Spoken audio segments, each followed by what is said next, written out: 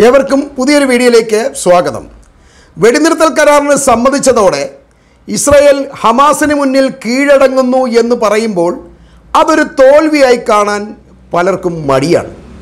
ഹമാസിനെ ഇസ്രായേൽ തീർത്തു, ഇനിയൊരു 30 കൊല്ലം കഴിഞ്ഞിട്ട് ഹമാസ് ഉയർത്തെഴുന്നേക്കൂ, അവരുടെ തുരങ്കങ്ങളെല്ലാം തകർത്തു, അവരുടെ വീടുകളും ഗസയുമാകെ ഇസ്രായേൽ ബോംബ് ചെയ്ത് തകർത്തു എന്നൊക്കെ പറഞ്ഞ് ഇതിനെ ന്യായീകരിക്കുന്നവരുണ്ട്. അതൊരിക്കലും ഇസ്രായേലിൻ്റെ ഒരു വിജയമായി നമുക്ക് ആഘോഷിക്കാൻ കഴിയില്ല. ഹമാസിനെ തീർത്തു എന്ന് പറയുന്നവർ യാതൊരുവിധ ചരിത്രബോധവും ഇല്ലാത്തവരാണ്. ഇസ്രായേലിനെ സംബന്ധിച്ച് തോൽവി അവർക്കൊരു പുത്തരിയൊന്നുമല്ല. ഇതിനു മുൻപ് പലതവണയും ഇസ്രായേൽ ഹമാസിന് മുന്നിൽ തോറ്റിട്ടുണ്ട് എന്ന് പറഞ്ഞാൽ ഇത്തരക്കാർ വിശ്വസിക്കണമെന്നില്ല. എന്നാൽ നിങ്ങൾക്ക് ചരിത്രം പരിശോധിച്ചാൽ അക്കാര്യം മനസ്സിലാവുന്നതാണ്. നിങ്ങൾ മനസ്സിലാക്കേണ്ടത് ഒരു വസ്തുത നമ്മൾ തിരിച്ചറിയാൻ ഇരുവശത്തെയും നമ്മൾ പഠിക്കേണ്ടതുണ്ട്. നിങ്ങൾ ഹമാസിനെയും അറിയണം, ഇസ്രായേലിനെയും അറിയണം. എന്നിട്ട് വേണം നിങ്ങൾ ഒരു തീരുമാനത്തിലെത്താൻ. അപ്പോൾ നിങ്ങൾക്ക് മനസ്സിലാകും ഇസ്രായേൽ പലതവണ ഹമാസിന്റെ മുന്നിൽ തോറ്റിട്ടുണ്ട് എന്നത്. 2000-ലും 2009-ലും 2014-ലും 2021-ലും ഈ കഴിഞ്ഞ ദിവസം നടന്നതുപോലെ തന്നെ ഒരു വെടിനിർത്തൽ കരാറിന് സ്വയം തയ്യാറായി ഇസ്രായേൽ ഹമാസിന്റെ മുന്നിൽ എത്തിയിട്ടുണ്ട് എന്നുള്ള കാര്യം നിങ്ങൾക്ക് ചരിത്രം പരിശോധിച്ചാൽ മനസ്സിലാക്കാൻ കഴിയും. 1980-കളിലാണ് ഹമാസ് രൂപീകരണം ഉണ്ടാകുന്നത്. ഇസ്രായേലും പലസ്തീനും തമ്മിൽ നടന്ന 1993-ലെ ഓസ്ലോ കരാറിൽ ഹമാസിന് തീരെ താല്പര്യമുണ്ടായിരുന്നില്ല. അവർ ആ കരാറിൽ നിന്നും വിട്ടുനിന്നു. എന്നിട്ടും പലസ്തീനും ഇസ്രായേലും തമ്മിൽ ആ കരാറിൽ ഒപ്പുവെച്ചു. ഈ കരാറിൽ ഹമാസ് തൃപ്തരല്ലാത്തത് കൊണ്ട് തന്നെ 2000 മുതൽ 2005 വരെ ഇസ്രായേലും ഹമാസുമായി രക്തരൂക്ഷിതമായൊരു യുദ്ധമാണ് ഉണ്ടായത്. ഈ യുദ്ധത്തിൽ ഹമാസിന് വളരെയധികം നേതാക്കൾ നഷ്ടപ്പെട്ടിട്ടുണ്ട്. അതുപോലെ തന്നെ ഇസ്രായേലിനും വളരെ കൂടുതൽ സൈനിക തലവന്മാരെ നഷ്ടപ്പെട്ടിട്ടുണ്ട്. കൂടാതെ ഇസ്രായേലിലേക്ക് അതിരൂക്ഷമായ റോക്കറ്റ് ആക്രമണമാണ് ഹമാസ് നടത്തിയത്. അവസാനം നിക്കക്കള്ളിയില്ലാതെ വന്നപ്പോഴാണ് ഇസ്രായേൽ ഹമാസുമായി വെടിനിർത്തൽ കരാറിന് തയ്യാറാവുന്നത്. തുടർന്ന് 2008 മുതൽ 2009 ജനുവരി വരെ ഹമാസും ഇസ്രായേലും തമ്മിൽ വീണ്ടും യുദ്ധമുണ്ടായി. ഹമാസിന്റെ നിരന്തരമായ റോക്കറ്റ് ആക്രമണം ഇസ്രായേലിനെ വളരെയധികം ബുദ്ധിമുട്ടിച്ചു. അന്നും ഒരു വെടിനിർത്തൽ കരാറിന് ഇസ്രായേൽ തന്നെ ഹമാസിന്റെ മുന്നിൽ മുട്ടുകുത്തുകയാണ് ഉണ്ടായത്. ഈ യുദ്ധത്തിൽ ഗസയിൽ 1400 പേരും ഇസ്രായേലിന്റെ 300 പേരുമാണ് കൊല ചെയ്യപ്പെട്ടത്. ആ യുദ്ധം കൊണ്ടും ഇവർക്ക് മതിയായില്ല എന്ന് വേണം പറയാൻ. അടുത്ത യുദ്ധം ആരംഭിക്കുന്നത് 2014 ജൂലൈ മുതൽ ഓഗസ്റ്റ് വരെയാണ്, ഏതാണ്ട് ഒരു മാസക്കാലം. അതിൽ ഹമാസും മറ്റു പലസ്തീൻ സംഘടനകളുമാണ് ഇസ്രായേലുമായി ഏറ്റുമുട്ടിയത്. മറ്റു യുദ്ധങ്ങളിൽ നിന്നും വിഭിന്നമായി ഇസ്രായേലിന് അതിരൂക്ഷമായ സുരക്ഷാ ഭീഷണിയാണ് ഈ യുദ്ധത്തിലുണ്ടായത്. ഇസ്രായേലികളായ യുവാക്കളെ ഹമാസ് തട്ടിക്കൊണ്ടുപോവുകയും കൊലപ്പെടുത്തുകയും ചെയ്തു. അതുകൂടാതെ ഹൈഫയിലും ടെൽ അവീവിലും ഇസ്രായേലിൻ്റെ തെക്കൻ മേഖലകളിലും അതിരൂക്ഷമായ റോക്കറ്റ് ആക്രമണമാണ് ഹമാസ് നടത്തിയത്. അന്നും അവസാനം രക്ഷയില്ലാതെ ഇസ്രായേൽ തന്നെ ഒരു വെടിനിർത്തൽ കരാറിന് മുന്നോട്ട് വരികയാണ് ഉണ്ടായത്. നിങ്ങൾ മനസ്സിലാക്കേണ്ടത് ഇസ്രായേലിന് അമേരിക്ക നിരന്തരമായി ആയുധങ്ങൾ കൊടുത്തുകൊണ്ടിരിക്കുകയാണ്. എന്നിട്ടും അവർക്ക് ഇവരുടെ മുന്നിൽ പിടിച്ചു നിൽക്കാൻ കഴിയാതെ അവർ തന്നെ സ്വയം എപ്പോഴും വെടിനിർത്തൽ കരാറിന് മുന്നോട്ട് വന്നുകൊണ്ടിരിക്കുകയാണ് ചെയ്യുന്നത്. അന്നും ഇസ്രായേലിന് ഒരുപാട് സൈനികരെ ഗസയിൽ നഷ്ടപ്പെട്ടു. ആ 2014-ലെ യുദ്ധത്തിൽ മരണപ്പെട്ട ഒരു സൈനികൻ്റെ മൃതദേഹമാണ് ഈ കഴിഞ്ഞയാഴ്ച ഇസ്രായേലിന് ഹമാസ് കൈമാറിയത്. അതോടൊപ്പം തന്നെ ഒരു അച്ഛൻ്റെയും മകൻ്റെയും മൃതദേഹവും ഈ 2 ആഴ്ച മുമ്പ് ഈ ഹമാസ് ഇസ്രായേലിന് കൈമാറിയിട്ടുണ്ട്. 10 കൊല്ലമൊക്കെ മൃതദേഹം സൂക്ഷിച്ച് വെക്കാനുള്ള സംവിധാനം ഈ ഹമാസിനുണ്ടെങ്കിൽ അവർ എത്രയധികം വെൽ എക്വിപ്ഡ് ആണ് എന്ന് നമ്മൾ മനസ്സിലാക്കണം. ഹമാസ് ഒന്നുമില്ലാത്തവരല്ല എന്ന് നിങ്ങൾ മനസ്സിലാക്കണം. അവർ അവരുടെ നിലവറയ്ക്കുള്ളിൽ ആയുധങ്ങൾ ഉണ്ടാക്കുന്നുണ്ട്. ഈ കഴിഞ്ഞ 2 ആഴ്ചയ്ക്ക് മുമ്പ് ഹമാസിൻ്റെതായ 3 തോക്കുകൾ പുതുതായി അവരുണ്ടാക്കിയ 3 തോക്കുകളുടെ ഒരു വാർത്തയുണ്ടായിരുന്നു. അത് ഞാൻ നിങ്ങൾക്ക് റിപ്പോർട്ട് ചെയ്തിട്ടില്ല. അവർ തന്നെ സ്വയം നിർമ്മിച്ച 3 തോക്കുകൾ, ഏതാണ്ട് 1 കിലോമീറ്ററോളം ആ തോക്കിന് റേഞ്ചുണ്ട്. അത്രയധികം സംവിധാനങ്ങൾ അവർക്ക് ഈ ഹമാസിൻ്റെ നിലവറയ്ക്കുള്ളിൽ ഉണ്ട് എന്നാണ് നമ്മൾ മനസ്സിലാക്കേണ്ടത്. ഇങ്ങനെ പലതവണ ഇസ്രായേലുമായി യുദ്ധം ചെയ്ത് പരിചയമുള്ളത് കൊണ്ട് തന്നെയാണ് ഈ കഴിഞ്ഞ ഒക്ടോബർ 7-ാം തീയതി ഹമാസ് ഇസ്രായേലിനുള്ളിലേക്ക് കടന്നു കയറി 1250 പേരെ കൊലപ്പെടുത്തുകയും ഏതാണ്ട് 250 പേരോളം തട്ടിക്കൊണ്ടുപോവുകയൊക്കെ ചെയ്തത്. അല്ലാതെ അവർക്ക് മുൻപരിചയം ഇല്ലാത്തത് കൊണ്ടൊന്നുമല്ല. നമ്മളെല്ലാം കരുതുന്നത് ഇതാദ്യമായാണ് ഹമാസ് ഇസ്രായേലിലേക്ക് കടന്നു കയറി ഇങ്ങനെ ഒരു ആക്രമണം കാണിക്കുന്നതെന്ന്. ഇസ്രായേലിനെ എന്താണ് ആക്രമിക്കുന്നത്? ഇവർക്ക് പേടിയില്ലേ? ഇസ്രായേൽ ഇത്രയും വലിയ ആയുധങ്ങളൊക്കെ ഉള്ള രാജ്യമല്ലേ എന്നൊക്കെ നമ്മൾ സംശയം പ്രകടിപ്പിച്ചിട്ടുണ്ട്. എന്നാൽ ഇവർക്ക് മുൻപരിചയമുണ്ട്. ഇസ്രായേലിനെ ഇതിനു മുൻപ് ആക്രമിച്ചിട്ട് അവർക്ക് നല്ല പരിചയമുണ്ട്. അവർക്ക് ഇസ്രായേലിനെ തീരെ പേടിയില്ല എന്ന് തന്നെയാണ്. ഇതിനകത്തുള്ള പ്രധാന കാരണം എന്ന് വെച്ചാൽ ഈ ഇസ്രായേൽ അനുകൂല മീഡിയകൾ അല്ലെങ്കിൽ അമേരിക്കൻ മീഡിയകൾ മറ്റ് ലോകത്തുള്ള എല്ലാ രാജ്യങ്ങളും ഇസ്രായേൽ ആനയാണ് ചേനയാണെന്നൊക്കെ പറഞ്ഞ് ഇങ്ങനെ അടിച്ച് കയറ്റി വെച്ചിരിക്കുകയാണ്. എന്തായിരുന്നു ഇവരുടെ അയൺ ഡോം, മെർക്കാറ ടാങ്ക്, ഇതൊക്കെ എന്ത് വീരവാദങ്ങളായിരുന്നു. മെർക്കാറ ടാങ്ക് എന്നൊക്കെ പറയുന്നത് ഈ ഭൂമി കുലുക്കം ഉണ്ടായാലും അല്ലെങ്കിൽ ഭൂമി മൊത്തമായി ഇടിഞ്ഞ് താഴോട്ട് വീണാലും ഈ മെർക്കാറ ടാങ്കിനൊന്നും പറ്റില്ല എന്നാണ് പറയുന്ന ആൾക്കാർ. ഇപ്പോൾ അതൊക്കെ എവിടെ എത്തി? ആ ടാങ്ക് ഉണ്ടോ ഇസ്രായേലിൻ്റെ കയ്യിൽ? അവർക്ക് ആ ടാങ്ക് കൊണ്ട് എന്തെങ്കിലും ചെയ്യാൻ കഴിഞ്ഞോ? സിമ്പിളായിട്ട് വെറും ഒരു ബോംബ് വെച്ചിട്ട് ആ ടാങ്കിനെ ഒരു പൊട്ടിച്ച് കളഞ്ഞിട്ടാണ് പോകുന്നത് ഈ ഹമാസുകാർ. നമ്മൾ ഒരുപാട് തവണ ടി വികളിലൊക്കെ കണ്ടതാണ്.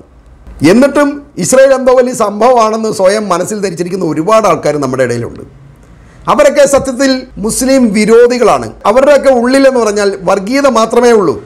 അല്ലാതെ ഇത് ഇസ്രായേൽ കാണിക്കുന്നത് അന്യായമാണെന്ന് എല്ലാവർക്കും അറിയാം.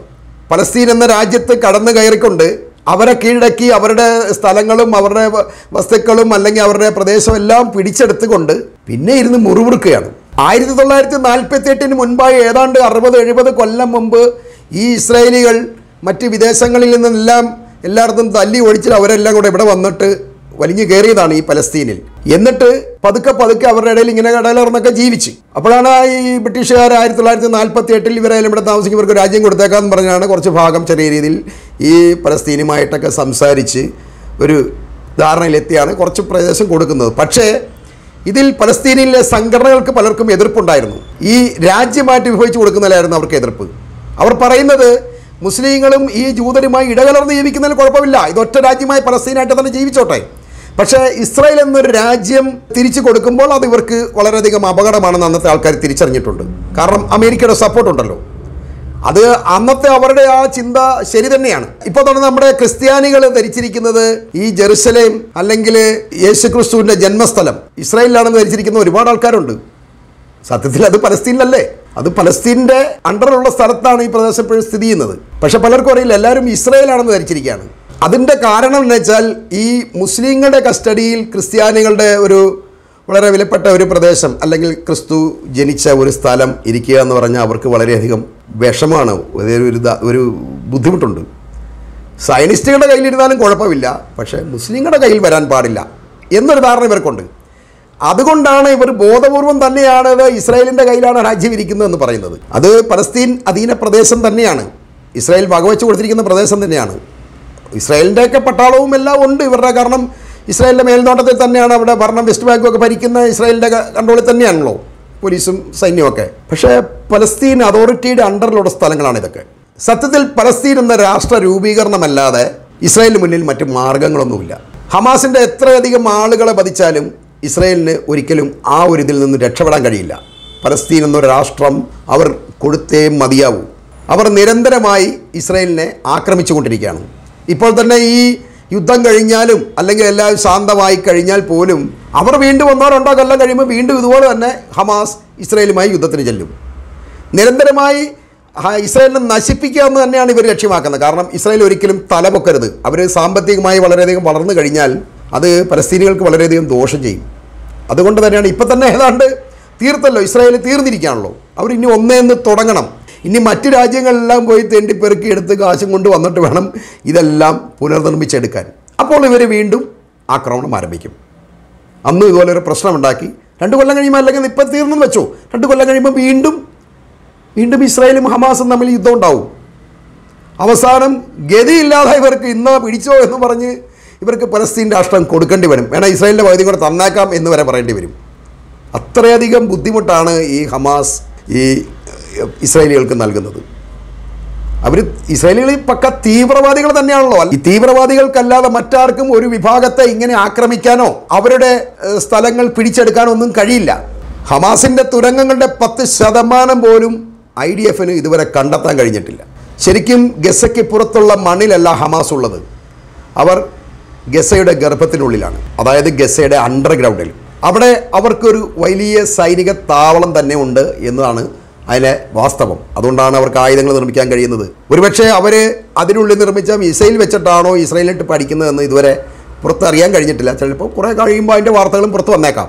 വലിയ വാഹനങ്ങളും ഒക്കെ കടന്നു പോകാൻ സംവിധാനം ഉണ്ടെങ്കിൽ പിന്നെ അതിനകത്ത് മിസൈൽ നിർമ്മിക്കാൻ വലിയ പാടൊന്നുമില്ല. അതിൻ്റെ അക്സസറീസ് പലയിടത്തുനിന്ന് കുറേശ്ശെ കൊണ്ടുവന്ന് ഇതിനകത്ത് ഇറക്കിയാൽ പോരെ. പക്ഷേ അതൊക്കെ നമുക്കൊരിക്കലും വിശ്വസിക്കാം. കാരണം നമുക്കത് പരിചയമില്ല.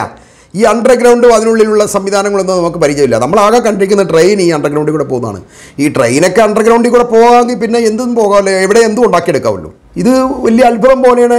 ഹമാസിൻ്റെ തുരങ്കങ്ങൾ അങ്ങോട്ട് പോകുന്നു ഇങ്ങോട്ട് പോകുന്നു, 100 കിലോമീറ്റർ ചുറ്റളവിലാണെന്ന് പറഞ്ഞാൽ നമുക്കൊരു വിശ്വാസം വരില്ല. സത്യത്തിൽ വിശ്വസിച്ചല്ലേ പറ്റുള്ളൂ. കാരണം അതിൻ്റെയൊക്കെ വീഡിയോസ് പുറത്ത് വന്നിട്ടുണ്ട്.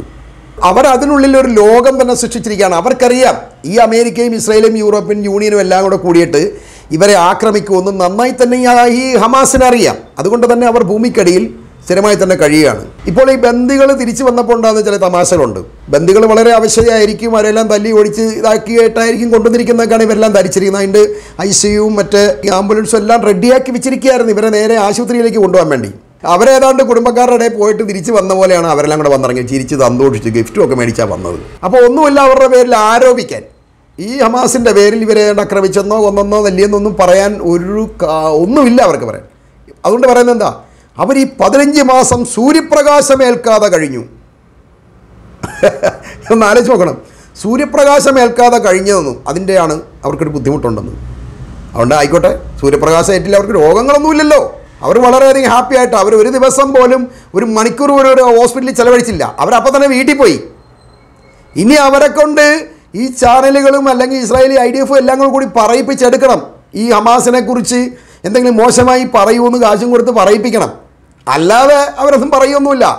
അവരത്രയധികം സൗഹൃദത്തോടെ, കാരണം 1.5 കൊല്ലമൊക്കെ ഒരുമിച്ച് കഴിഞ്ഞ് കഴിയുമ്പോൾ നമുക്കാരും ഉണ്ടാവില്ലേ ഒരു ഇതാന്ന് പറഞ്ഞാൽ നമുക്കൊരു ബുദ്ധിമുട്ടുണ്ടാകും. കാരണം ഇവരെ നിരപരാധികളാണല്ലോ. അവരെയൊക്കെ പിടിച്ചുകൊണ്ട് വന്നിട്ട് ചുമ്മാ കൊല്ലുക എന്ന് പറഞ്ഞാൽ അതൊന്നും മനുഷ്യത്വമല്ലല്ലോ. അത് ഹമാസ് അതുകൊണ്ടാണ് ഒന്നും ചെയ്യാഞ്ഞത്.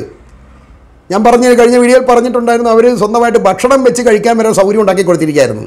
ഇവരെല്ലാം കൊന്നൊടുക്കി ഇവരെ പട്ടിണി കിട്ടിക്കുകയാണെന്ന് ഓർക്കണം. എന്നിട്ട് ഈ ബന്ദികൾക്ക് അവർ ഭക്ഷണവും അവർക്കുള്ള വസ്ത്രവും എല്ലാം കൊടുത്താണ് അവർ സംരക്ഷിച്ചിരുന്നത്. ഇതിലെ ഏറ്റവും രസകരമായി നമുക്ക് അനുഭവപ്പെടുന്ന ഇസ്രായേലിന് ഇപ്പോൾ ഈ ഹമാസിനെ കുറിച്ച് അല്ലെങ്കിൽ ബന്ദികളെ ഉപദ്രവിച്ചു എന്ന് പറയാൻ ഒന്നുമില്ല. അതുകൊണ്ട് 15 മാസം വെയിൽ കൊണ്ടില്ല അത്രേ. അതാ കടപ്പുറത്തോട്ട് പോയി കിടന്നാൽ പോരെ, വെയിൽ കൊള്ളുകയല്ലേ. സാധാരണ അങ്ങനെയല്ലേ, തണുപ്പ് രാജ്യങ്ങളൊക്കെ ജീവിക്കുന്ന ആൾക്കാർ വെയിൽ കൊള്ളാൻ വേണ്ടി അന്ന് മറ്റു രാജ്യങ്ങളിൽ വെയിലുള്ളിടത്ത് പോയി കിടക്കും. നമ്മുടെയൊക്കെ നാട്ടിൽ കാണുന്നില്ല, നമ്മുടെ തിരുവനന്തപുരത്ത് വരെ ഒന്നും കിടക്കുന്നില്ല തുണി കൊള്ളാനില്ലാതെ. അപ്പോൾ അതിന് വലിയ കാര്യമൊന്നുമില്ല. അവരെ കൊന്നിട്ടില്ല, ഒരിക്കലും ഹമാസുകാർ അവരെ കൊന്നിട്ടില്ല. എങ്ങനെയാണ് ഇവരൊക്കെ മരിച്ചിരിക്കുന്നത്? ഈ ബന്ദികൾ പറഞ്ഞിട്ട് ഞങ്ങളെ പലയിടത്തേക്ക് ഇവർ മാറ്റിയിട്ടുണ്ടെന്ന്. എന്താ ഈ ആക്രമണം സഹിക്കാൻ മേലാതെ അവർക്ക് പലയിടത്തോട്ടും കൊണ്ടുപോകേണ്ടി വരിക അങ്ങോട്ടേക്കുണ്ട്. അപ്പോൾ ഈ കൊണ്ടുപോകുന്ന വഴിക്കായിരിക്കും ബോംബ് ഒന്ന് വീഴുന്നതായി ബന്ദികൾ ചത്തുപോയത്. അതുകൊണ്ടാണ് ഈ ഇസ്രായേലി ഭീകരന്മാർ എക്കാര്യം പറയാത്തത്. നിങ്ങളുടെ ബന്ദികളെല്ലാം കൊന്നൊടുക്കി. എന്തികളെ അവരല്ല കൊന്നത്, ആരുടെയും കഴുത്തറുത്തല്ല കൊന്നിരിക്കുന്നത്. എല്ലാം ഈ കെട്ടിടം തകർന്ന് വീണും ബോംബടിച്ച് ചത്തുമൊക്കെയാണ് പോയത്. അല്ലാതെ ഇവന്മാർ ചെയ്ത പോലെ IS ചെയ്ത പോലെ കഴുത്തറുത്തല്ല കൊല്ലപ്പെട്ടിരിക്കുന്നത്. എല്ലാവരും കെട്ടിടം തകർന്ന് വീണിട്ട് സാധാരണ കേസക്കാർ മരിച്ച കൂട്ടത്തിൽ തന്നെയാണ് ഈ ബന്ദികൾ മരിച്ചിട്ടുള്ളൂ, 2-3 പേര്. അല്ല വേറെ ആരും ഒന്നും അവരായിട്ട് കൊന്നിട്ടൊന്നുമില്ല ഹമാസുകാർ. അവരുടെ ലക്ഷ്യം വേറെയാണല്ലോ. അവർക്ക് കുറേ പാവങ്ങളെ നിരപരാധികളെ ജൂതന്മാരാന്ന് പറഞ്ഞാൽ അവരെ കൊന്നൊടുക്കുക എന്നുള്ളതല്ല അവരുടെ ലക്ഷ്യം. അവർക്കൊരു രാഷ്ട്രം വേണം. അതിനുവേണ്ടി ഈ നിരപരാധികളെ ബലി കഴിച്ചിട്ട് വല്ലവരെ സൈനികനാണ് പിന്നെയുണ്ട്. എന്നിട്ടും ഓർക്കണേ, സൈനികർ വരെ ഇവരുടെ കസ്റ്റഡിയുണ്ട്. അവരെപ്പോലും ഇവർ കൊല്ലുന്നില്ല. കാരണം സൈനികളൊക്കെ വെറും ശമ്പളത്തിന് ജോലി ചെയ്യുന്നവരാണ്. അവരെയൊക്കെ കൊന്നിട്ട് കാര്യമില്ലെന്ന് ഈ ഹമാസിന് നന്നായി തന്നെ അറിയാം. അതുകൊണ്ടാണ് അവരെ കൊല്ലാൻ നിൽക്കാത്തത്. അതൊക്കെ മനുഷ്യത്വത്തിൻ്റെ ഭാഗമാണ്. അതേസമയം ഇസ്രായേലിൻ്റെ കസ്റ്റഡിയിലുള്ള ഇവർ തിരിച്ചു വരുന്നത് നിങ്ങൾ ശ്രദ്ധിച്ചിട്ടുണ്ടോ? വളരെയധികം അവശരായിട്ട് അവരെ ഇടിച്ച് ചവിട്ടി കൂട്ടിയിട്ടാണ് ഇങ്ങോട്ട് വിട്ടിരിക്കുന്നത്. നിങ്ങൾ പലരെയും ശ്രദ്ധിച്ചറിയാം. ഈ തടവുകാരെല്ലാം കൊണ്ടുവരുന്നുണ്ടല്ലോ, ആ വീഡിയോ നിങ്ങൾ നോക്ക്. എന്നിട്ട് ഹമാസിൻ്റെ കയ്യിൽ നിന്ന് പോയ ബന്ദികളുടെ ആ ചിത്രങ്ങൾ നിങ്ങൾ പരിശോധിക്കുക. അതാണ് വ്യത്യാസം. അല്ലാതെ ചുമ്മാ നാവാടിയിട്ട് കാര്യമില്ല. ഏതൊരു വിഷയത്തെയും യാഥാർത്ഥ്യ ബോധത്തോടു കൂടി തന്നെ മനസ്സിലാക്കണം. അല്ലാതെ നമ്മളൊരു മുൻവിധിയോടെ ഒരു കാര്യത്തിന് സമീപിക്കാൻ പാടില്ല. എങ്കിൽ നമുക്കതിൻ്റെ സത്യാവസ്ഥ അറിയാൻ കഴിയില്ല. അങ്ങനെ പിന്നെ ഈ ന്യൂസൊന്നും വായിക്കേണ്ട ആവശ്യമില്ലല്ലോ, അല്ലെങ്കിൽ ഒന്നും കേൾക്കേണ്ട ആവശ്യമില്ല. കാരണം നമുക്കറിയാമല്ലോ ഇസ്രായേൽ എപ്പോഴും ജയിച്ചിരിക്കുക, ഹമാസ് തോറ്റിരിക്കുക. പിന്നെ എന്ത് വായിക്കാൻ? അത് വായിക്കാതിരുന്നാൽ പോരെ. ഞാനിത് പറഞ്ഞത് ചില കമൻറ്റുകളും ഉദ്ദേശിച്ച് തന്നെയാണ് കേട്ടോ. അവർക്കൊന്നും ഈ കമൻ്റ് ഇടുന്നവർക്കൊന്നും യാതൊരുവിധ യാഥാർത്ഥ്യബോധവും ഇല്ല. അവർ മനസ്സിലാക്കുന്നില്ല എന്താണ് ഈ ഗസയിലും ഈ പലസ്തീനിലും ഇസ്രായേലിലും ഒന്നും നടക്കുന്നതെന്ന്. ഇസ്രായേൽ പോലുള്ള ഒരു രാജ്യം ഹമാസിന് മുന്നിൽ വെടിനിർത്തലിന് തയ്യാറാവണമെങ്കിൽ അവർ എത്രയധികം ഗതികെട്ടിട്ടായിരിക്കും. അത് മനസ്സിലാക്കാൻ ഒരു സാമാന്യ ബോധം മതി. അതല്ലാതെ അതൊന്നുമല്ല ഇസ്രായേൽ തോക്കില്ല കേട്ടോ, ഞങ്ങൾ വലിയ സംഭവമാണ് എന്ന് പറഞ്ഞ് നടന്നിട്ടൊന്നും ഒരു കാര്യമില്ല. ഇസ്രായേൽ തോറ്റ് തന്നെ കിടക്കുകയാണ്. എല്ലാ പ്രാവശ്യവും ഹമാസ് വെടിനിർത്തലിന് തയ്യാറായി കഴിഞ്ഞാൽ ഇസ്രായേൽ വെടിനിർത്തുമോ? നമുക്ക് മനസ്സിലാക്കാവുന്നല്ലേ ഉള്ളൂ. അപ്പോൾ എപ്പോഴും ഇസ്രായേൽ തന്നെയാണ് മുന്നോട്ട് വരുന്നത്. ഞങ്ങൾ വെടിനിർത്തി നമുക്ക് പരിപാടിയൊക്കെ നിർത്തിയാക്കാൻ കേട്ടോ, നമ്മൾ അങ്ങോട്ടും ഇങ്ങോട്ടും കട്ടക്കട്ടയാണ്. അതാണിപ്പോൾ ഇവിടെ ഗസയിലും സംഭവിച്ചിരിക്കുന്നത്. ഏതായാലും ഇസ്രായേലിന് പലസ്തീൻ എന്ന രാഷ്ട്രം തിരികെ കൊടുക്കാതെ മുന്നോട്ട് പോകാനാവില്ല എന്ന് പറഞ്ഞുകൊണ്ട് തന്നെ ഞാൻ ഈ വീഡിയോ ഇവിടെ അവസാനിപ്പിക്കുകയാണ്.